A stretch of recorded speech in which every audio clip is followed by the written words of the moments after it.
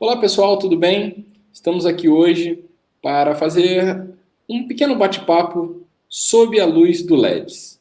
Na semana passada a gente teve uma excelente oportunidade de conhecer melhor o LEDs, essa filosofia, esse projeto, esse laboratório, que ele é muito mais do que isso tudo. Quem não viu, confira lá no nosso canal ou no nosso Spotify.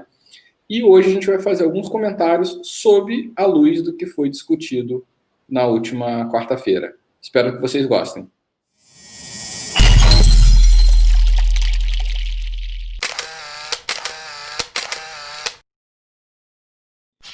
Esse comentário do Gary, alguns professores não conseguem inovar, mesmo tentando, porque os outros alunos muitas vezes não querem, isso acabou me lembrando um comentário que o Paulo fez na primeira live e que a gente não quis discutir, porque a gente não quis gerar polêmica. Quando a gente falou dos alunos do século... os alunos do século XXI com a escola do século XX, foi isso? Alguma coisa assim? Não, foi demais.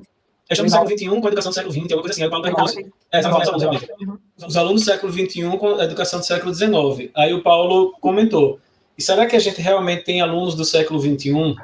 Os alunos da gente estão preparados para essas mudanças? Aí o comentário do Gary, ele de certa forma complementa esse comentário do Paulo. De será que os alunos a gente tem alunos do século XXI? Cara, eu acho que o ponto aí, na verdade, não é nem só os alunos, né? Será que a nossa cultura é do século XXI, né? Não, eu sei, mas o que leva os alunos aí são os 500, que tá a questão de cultura e tudo. Eu estou perguntando em relação ao comentário específico do Gary, que ele disse que tem alunos que até tem professores que até tentam inovar. Que rejeitam a inovação. Exatamente, tem alunos que rejeitam a inovação. Paulo, quantas vezes eu tentei fazer minha avaliação continuada e fui obrigada por aluno a dar prova. Aconteceu. Mas é porque o cara não quer sair da zona de conforto, Aurélia. Ele quer marcar o X, saber o número. Na verdade, o ponto... Por que eu falei de cultura, Vitão? Porque o cara está acostumado com aquilo ali, ele acha que deu certo, entendeu? Qualquer coisa que traga um pouco de dificuldade, faça ele trabalhar um pouco mais, faça ele pensar um pouco mais, gera desconforto, né, cara? Ver, assim, qualquer mudança cultural, isso é uma mudança cultural, né, cara? Assim, você fazer o cara pensar, fazer o cara raciocinar, gera desconforto, né, cara? Então, a gente fala muito do pensar fora da caixa, né? Mas a gente tem que pensar isso não só para a gente, mas também para os alunos, né? Porque o que acontece? Às vezes a gente recebe uma demanda de, poxa, a gente tem que fazer diferente, mas o aluno não quer diferente ou não está preparado para o diferente. Você tem sim uma parcela dos alunos que querem, e esse aluno que não quer, aí que entra no ponto que o Paulo falou, por que ele não quer? Ele pode não querer simplesmente porque ele não conhece, simplesmente fala assim, poxa, eu não conheço, então eu não quero nada novo. E outros alunos, eles não querem por ter medo, aí sim entra a questão da cultura, por ter a questão da zona de conforto. Pô, eu já sei como que é uma prova. Por mais que seja dolorido, eu já conheço, eu sei como reagir. Essas metodologias novas não. Então, eu acredito que grande parcela é por conta do desconhecimento, não por zona de conforto. Tá, tem uma questão de desconhecimento, zona de conforto, mas tem uma questão que eu fiquei pensando, desde quando o Paulo questionou esse ponto, desde quando a gente conversou, na realidade, semana passada, sobre a fala do Gary em si, dos alunos não querem, aí eu fiquei pensando em outra coisa que está relacionada a isso, que a gente volta ao resgate lá da primeira live, que foi discutido na nossa conversa depois, e que principalmente quem levantou essa bola foi a Aurélia, que é o questionamento a gente está formando para quê? Quando a gente concentra isso principalmente na graduação, nos anos finais do ensino médio também, mas quando a gente concentra na graduação, os alunos eles querem entrar para quê? O que é que você está fazendo aqui? Eu quero me formar para ser alguém na vida. Só que para muitos alunos, o ser alguém na vida, ou se formar, não é o conhecimento adquirido, é o diploma. Então, muitos alunos eles querem um diploma para acabar o curso e ir embora. No final do diploma, né? Pois é, exatamente. Eu disse que no final do ensino médio você também pode levar isso em consideração, porque tem muitos alunos que querem o quê? Eu quero passar no vestibular. Mas vestibular, né? Que na realidade agora o foco é Enem, né? Mas alguns particulares ainda tem vestibular. Eu quero entrar na universidade. E para entrar na universidade você tem que fazer o quê? Eu tenho que passar no vestibular. Eu não tenho que aprender o conteúdo. Então, o formato do que se persegue hoje em dia, na realidade, talvez interfira nessa questão dos alunos não quererem inovação, e bate com o que você está falando, Elton, dele estar acostumado com a prova. Para que eu vou querer um negócio diferente se o que eu quero não é aprender, eu quero acabar o curso? Sim. Não, e uma das pontos que sim, desculpa. Porque eu falei cultura aquela hora ali. Quando a gente rodou um curso técnico baseado em projeto, onde as regras eram diferentes, o conjunto do curso eram 5 disciplinas, todas integradas, onde os professores trabalhavam integrados, não tinha disciplina assim, era só uma visão lógica, o conteúdo era fluido, a gente não teve essa dor de cabeça. Entendi. Na verdade, no começo a gente teve resistência, os caras assim, pô, será que isso vai dar certo? Quando eles sentiram que eles estavam com poder, cara, o troço voou, foi de boa. Então, por isso que eu acho que tem mais coisa aí no meio. É um pouco do aluno, é um pouco da escola, um pouco do sistema, um pouco dos pais. Então, assim, não tem como a gente inovar, um cara inovar sozinho na sala de aula, tem 5 fazendo no mundo tradicional, entendeu? Então, assim... Tem que ser um trabalho de equipe, né? O trabalho da equipe faz diferença. Faz diferença. Trabalho isolado de professor causa, assim, cria algumas situações favoráveis, interessantes, às vezes desperta uma alma ou a outra. Mas a coisa funciona mais massivamente mesmo é quando o professor para de trabalhar isolado, tentando salvar a pátria dentro da sua sala, entrincheirado, e ele tem uma galera, ele tem uma equipe, e aí está todo mundo, né? Sim, e até porque não é só ele, aí tem um grupo que está apoiando, exatamente. Com certeza, essa questão da equipe faz muita diferença. Eu acho que uma coisa que está clara para todo mundo é que quando a gente tenta fazer alguma coisa diferente, tenta inovar, a primeira recepção que a gente tem muitas vezes é achar que a gente é preguiçoso, que não está querendo dar aula normal, mas quem está por trás tentando fazer diferente sabe que fazer diferente é muito mais trabalhoso, é muito mais prático eu pegar uma aula que eu já tenho pronta e no máximo atualizar e dar essa aula de novo para os alunos do que tentar inovar, do que fazer uma sala de aula invertida, que eu vou ter que pensar no conteúdo anterior, de como motivar os alunos, etc, etc. Então, a gente tem um problema em relação ao que o Paulo estava falando aí de tem uma resistência, é porque o ser humano, ele é resistente à mudança, né? Então, ele, por natureza, ele é resistente à mudança. Então, isso não tem como a gente negar, né? Economia de esforço, né?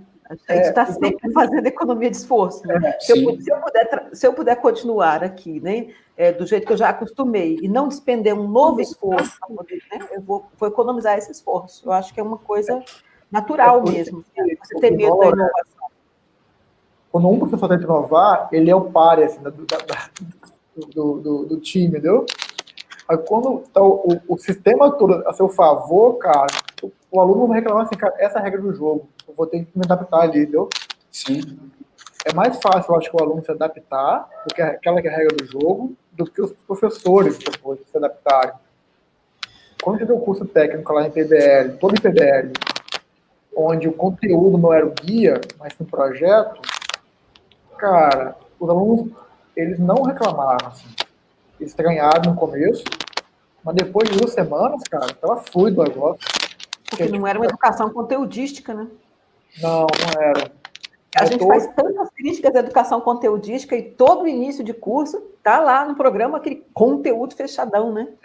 Por exemplo, vou falar de experiência própria. Essa crítica ao conteúdo, na maior parte das vezes. Só para fechar essa minha fala, né? Quando eu, Calhar, o Felipe, mas tentamos fazer algo mais integrado, a gente teve muita dificuldade de fazer um curso superior, que não tem como fazer uma coisa nova com regras antigas. Cara, no curso superior do BSI, cara, a gente é regido pelo regimento dele, que é conteudista. Então, assim, a gente tinha debate entre a gente para poder organizar as disciplinas, entendeu? Ali, para poder ver como que a gente encaixava cada conteúdo um do outro. A gente tentou 2 anos seguidos, cara, e era sofrível, entendeu? Porque a gente tinha que obedecer as regras do superior e a cultura do superior. Foi bem aquele discurso pedagógico que a gente não pode fazer educação conteudística, se a gente está lá enrijecido pelos regimentos, pelos programas. Pois né? Isso que o Paulo falou agora. Que fechada uma da outra. Isso que vocês estão falando reforça uma discussão que a gente teve aqui no IFAL no meu campus. Quando estava conversando sobre renovação do PPC, e uma das coisas que foi falada é que alguns professores defendiam a gente infelizmente não conseguiu, mas alguns professores defendiam que a interdisciplinaridade, a multidisciplinaridade, ou como queira chamar, ela deveria estar escrita no PPC do curso. Que o PPC do curso já deveria tratar como é que seria feito. Aí teve gente que disse, não, mas o professor é temporário. Pode ser que o professor tenha uma remoção, pode ser que o professor mude de ideia. Se você está com isso escrito no documento, o professor vai ter que se adaptar e fazer, né? Exatamente. Só para vocês terem ideia, assim, quando a gente fez o curso técnico em base de projeto, a gente fez um cronograma do curso com todas as aulas, com todo o conteúdo, só que todo dia a gente mudava o cronograma, que é o seguinte, o que a gente fazia? Dependendo do andamento dos projetos, a minha disciplina, ou do Calhau, ou do Moisés, era mais importante. Então eu falo assim, galera, as próximas semanas é comigo. Não dê conteúdo, é só eu que vou dar conteúdo.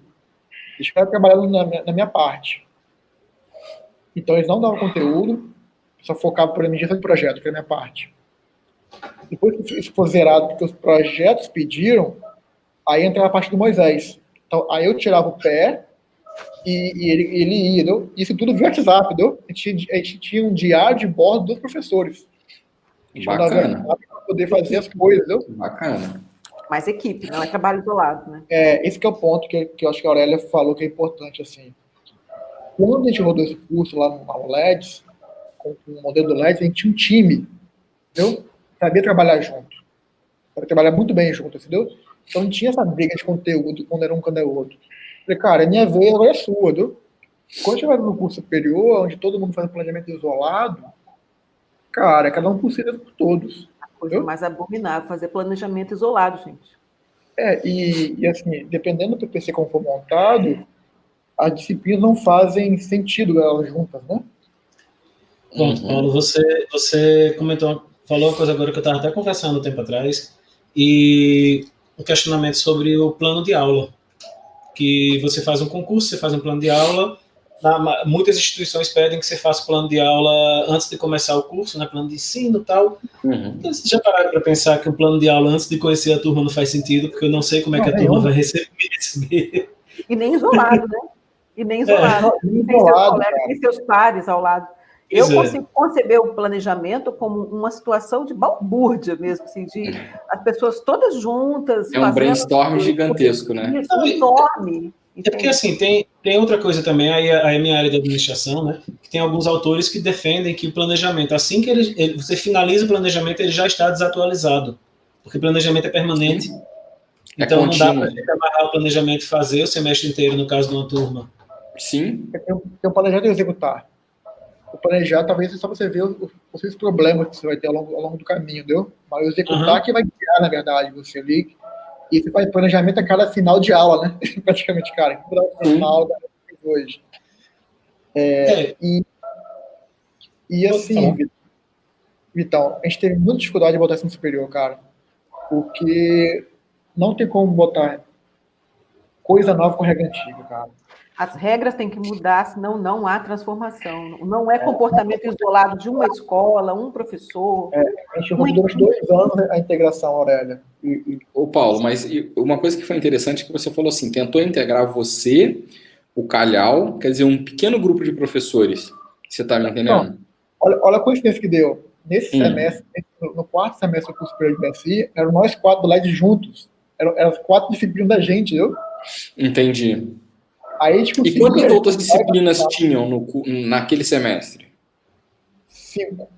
A pergunta que começou a conversa, desculpa, a pergunta não, né, o comentário, que a fala que começou a conversa foi falar dos professores que tentam inovar e alguns alunos digamos, não estão preparados para isso, eles não querem.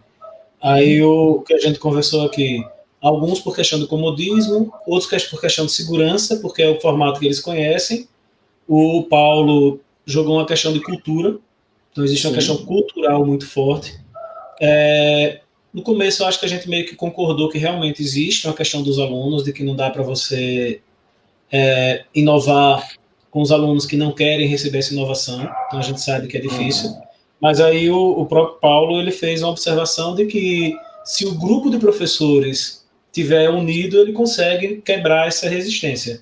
Então, eu acho que, no final das contas, tentando resumir nossa conversa, acho que os 4 vão acabar concordando que realmente o aluno muitas vezes é um empecilho para a inovação dentro da sala de aula e fora da sala também, né, que o aprendizado não é só dentro da sala de aula, mas que no final das contas um grupo de professores um grupo unido, né, vamos falar português direito, um grupo unido consegue quebrar essa resistência. Entendi certo aí a conclusão da gente?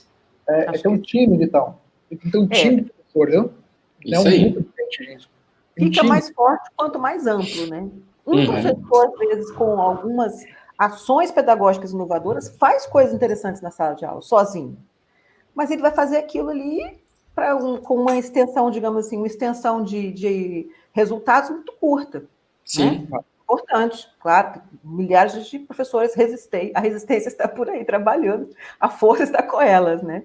Sim. Gente de sala de aula tentando fazer uma coisa nova, botar a sala em círculo, para fazer alguma coisa que seja diferente. Mas sei lá, difícil, né? A meia-lua, né? Não é? Quando você amplia isso para uma equipe, você aumenta muito. Agora, se você institucionalizar a inovação, que acho que é o desafio agora, né? A gente está falando de inovação há tempo para caramba. A não sei quanto tempo, porque eu estou há 30 anos em sala de aula, eu não sei quanto tempo que eu escuto as pessoas falarem que a gente não tem que ser conteudista. Né? Então, você tem um monte de coisa que está no discurso há muito tempo, mas que não se transforma em uma mudança organizacional. Agora, deixa eu sair do IFE, pegando uma fala da Aurélia. A Aurélia, que a gente tinha comentado, e a Aurélia falou a palavra, né, que no final das contas isso tem que ser institucionalizado. A inovação tem que ser institucionalizada. Por que eu estou dizendo sair do IFE? Porque no IFE, sua grande maioria dos professores são de dedicação exclusiva, que estão lá dentro do IFE para pensar o IFE, e vamos e convenhamos, é mais fácil você trabalhar essa integração quando todos os professores estão vivendo só a realidade do IFE. Mas se a gente partir para a escola particular, faculdade e universidade particular, de um professor horista que trabalha em 5 lugares ao mesmo tempo, se for para deixar para depender dos grupos de professores que vão se formar naturalmente, essa integração entre disciplinas, essa inovação, ela não vai funcionar. Ela vai funcionar. Nem existir. Pois Alguma instituição vai ter que fazer o papel de locomotiva. Exatamente. Eu não sei se vocês concordam com isso, mas assim, e a minha percepção é que fazer um trabalho em grupo, baseado em projeto, integrado, é mais barato para a instituição do que um cara horista, viu? Dá muito mais efeito. É um bom argumento, Paulo. É um bom argumento para as pessoas na gestão pensarem nessa questão da inovação. Eu tenho certeza que uma resistência à inovação é a ideia errada de que as coisas vão ficar fora de controle, caras, as pessoas não vão trabalhar, ou sei lá, enfim. Mas uma delas é que as coisas mais tecnologicamente mais avançadas ou pedagogicamente mais sofisticadas, que elas vão ser caras. Essa é uma resistência. E não são, né? Não. Isso precisa ser demonstrado. E tem outra questão aí, que tem coisas simples que não sei aí, mas aqui me passa a impressão aqui em Alagoas, que foi abandonado em algumas escolas que antes faziam com frequência, por exemplo, como a Feira de Ciências. Minha gente, a Feira de Ciências é um negócio absurdamente simples, que quando acontece, você vai pegar professores de 5, 6, 7, 8 disciplinas diferentes trabalhando o mesmo conteúdo da Feira de Ciências. Que a gente fica falando de tentar essa integração, mas é um negócio genial que acontecia em boa parte das escolas do Brasil e que a impressão que me dá que se perderam. Perdeu. Paulo, Vitor, sabe o que eu vejo hoje das feiras de ciências? Em muitas instituições, a gente profissionalizou a feira de ciência transformando num mini congresso. Então, você não pode mais fazer uma feira de ciência e pegar um trabalho seu simples, colocar ali e expor o que você está fazendo. Você tem que escrever um artigo, um resumo e submeter, e vai para uma banca, vai para avaliação. E aí, sinceramente, cara, a pessoa não faz. Você está me entendendo? Não faz, aí uma coisa que a Aurélia falou que eu acho muito interessante a gente refletir é que muitas instituições públicas e privadas dizem que têm a inovação como um dos objetivos. Falam que praticam a inovação, que buscam a inovação, mas sem olhar para si. Então ela quer produzir coisas novas, ela quer fazendo mais do mesmo. E isso é interessante, porque eu vejo isso em muitas instituições, não só públicas, mas privadas também. Pega a instituição que quer inovar, mas cobra o cara tá 50 minutos de hora-aula ali presente, sem poder fugir um pouquinho da regra, será que está inovando mesmo? Porque a inovação está muito ligada ao ato de aprender, né, cara? Experimentar, testar e errar. E com foco em ajudar alguém, né? Então, o discurso muitas vezes não bate com a prática. Não. E o que eu acho interessante é que as instituições, de uma maneira geral, até as empresas e tudo, né, isso a gente vê muito também no mercado, de uma maneira geral, elas falam, vamos criar uma cultura inovadora, um espaço de inovação, mas com as atitudes rígidas, com as atitudes do mesmo tipo. Então, assim, não adianta eu criar uma cultura, uma empresa, um escritório no estilo os grandes unicórnios do Vale do Silício, da Google, da Microsoft. Né? Exatamente. Só que eu tenho a rigidez de horário, eu tenho a rigidez de trabalho, eu tenho uma série de questões que não adianta eu ter o melhor ambiente do mundo.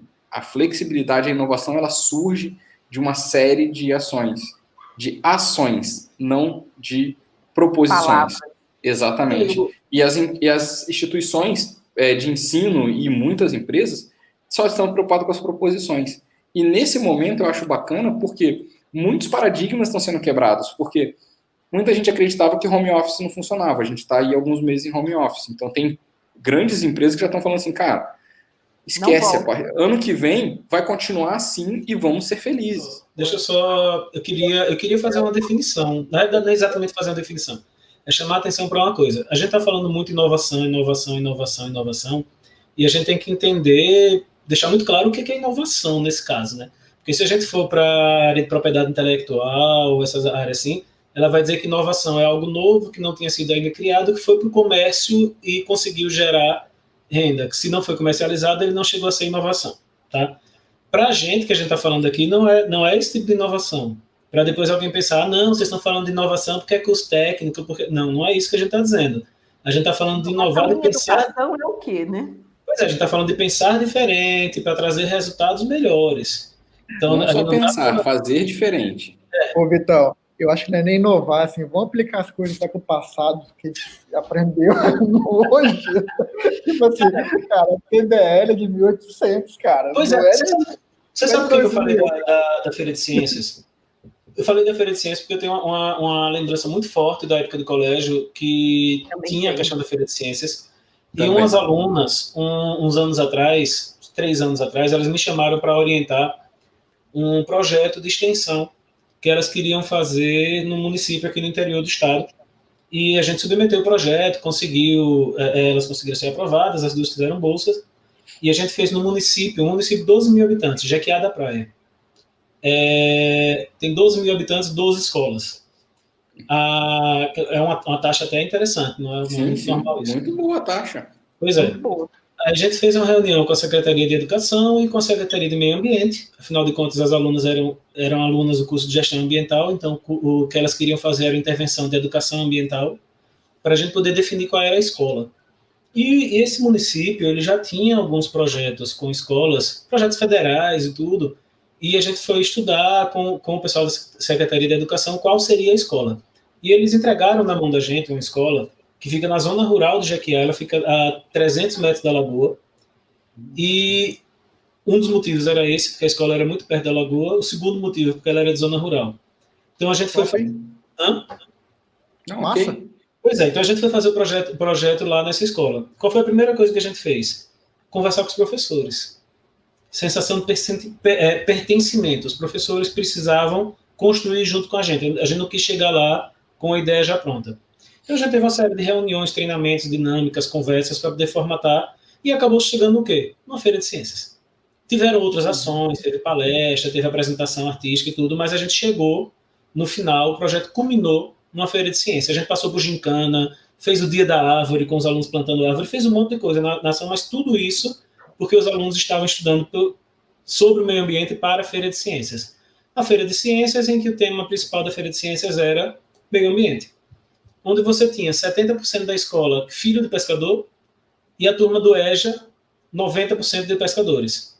Que massa. A gente começou o projeto que seria só o 6º ano da escola, que era a turma mais avançada deles. Tem o EJA, mas a gente tinha excluído. E os alunos das outras turmas começaram a pedir para participar também. Então esse projeto da Feira de Ciências acabou pegando os alunos do 4º, 5º, 6º, 7º, 8º ano e EJA. Todos, independente de estudar de manhã, de tarde ou de noite, estavam de manhã na escola apresentando o projeto deles lá de feira de ciências, com os familiares, fazendo tudo. Foram 8 meses e pouco de projeto com os alunos. E qual o grande lance disso daí? Todos, sem exceção, todos os professores da escola se envolveram. As aulas de português eram com temas ambientais, as aulas de matemática contavam peixes e árvores, contava lixo, degradação, diminuição da geração de lixo. As aulas de geografia usavam a área ambiental, tudo. Durante a preparação foi maior, mas durante 2 meses, que foram os 2 meses que antecederam a Feira de Ciências, todos os conteúdos da escola usavam como tema principal a questão ambiental. Os alunos ficaram loucos, agradeceram a gente, os professores, diretora, coordenadora.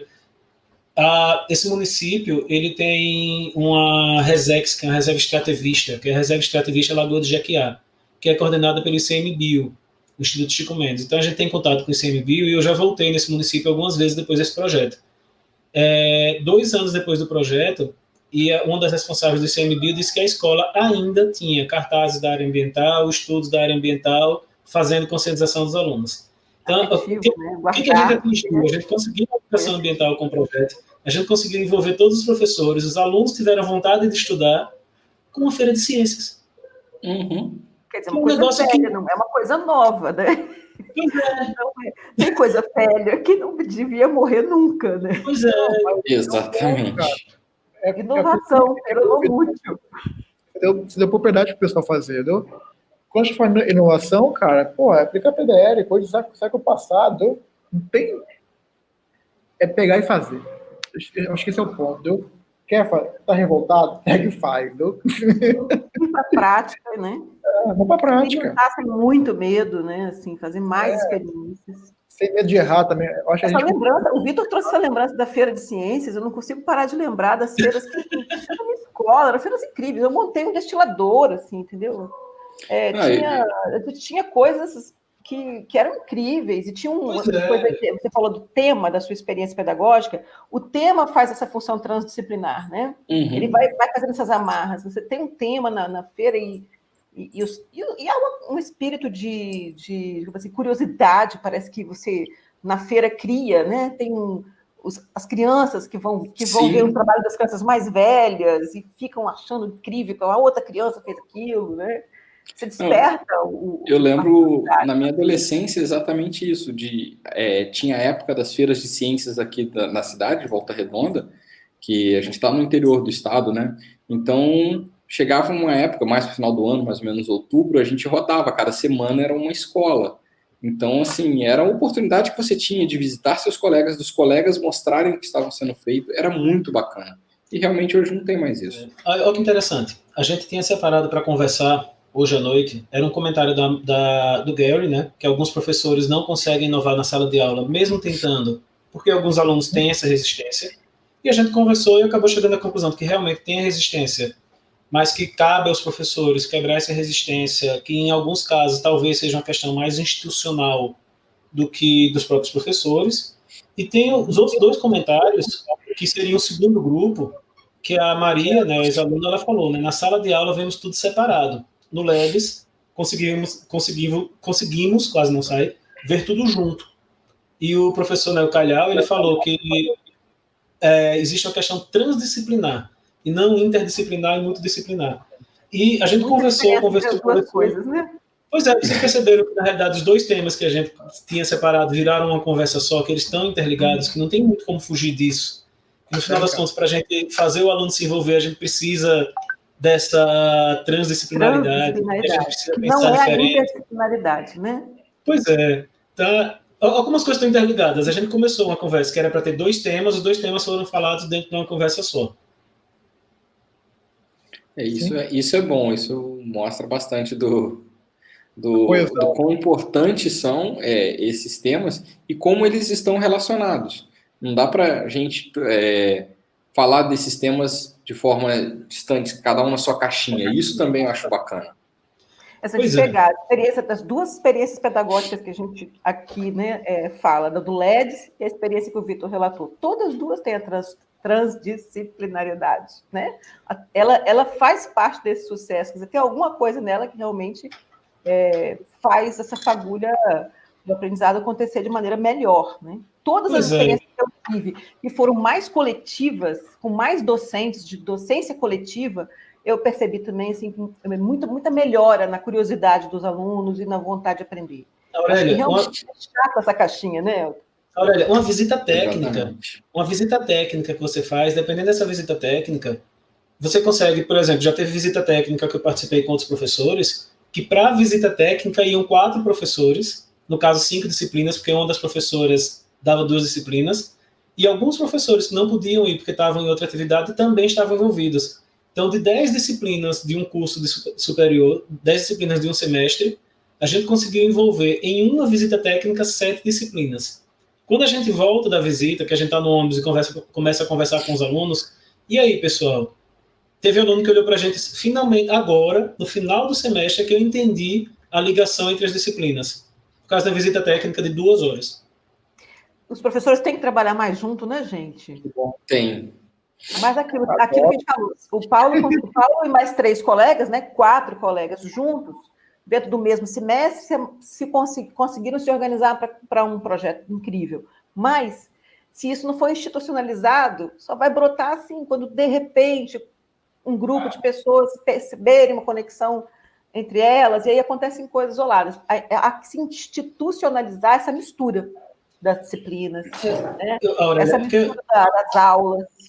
No final das contas, eu acho que deixar as coisas acontecerem naturalmente acaba não funcionando. Não, deixa que vai acontecer. Não vai, minha gente. Organizacional para que isso aconteça. É o seguinte, Aurélia, eu acho que tem que ter um norte, assim, deu tá? Porque... Tem que ter regra, regulamento. Não sei se o Calhau estava uma vez, assim, que talvez os futuros professores do LED serão alunos do LED formados do LED, viu? Porque você não precisa mais quebrar uma barreira de formação dos caras, viu? Porque para criar uma escola do século XXI ou do século passado, que é aplicar PBL, é bom o cara ter sido formado naquilo ali, né, cara? Viu? Porque o que a gente faz, dependendo da escola, é replicar como a gente foi formado, né? Estava me perguntando para você, né, Paulo? Como é que seria um LEDs de letra? Eu vejo LEDs de todas as coisas. Assim, é óbvio que é possível fazer um laboratório de produção que tenha uma relação com a extensão, com a pesquisa e com o ensino, simultâneo, de qualquer área do conhecimento, entendeu? Sim. Isso é uma metodologia que de somar tudo, é um anti-aulismo perfeito, né? Porque você dá aula, obviamente, você vai dar aula quando ela for exato, é quase uma interferência, é quase psicanalítico. É naquele momento em que o processo precisa ser parado e você dá uma aula. Aí você volta ao processo com todos os seus alunos. Parou a aula. Aí, às vezes, a aula não é para todos.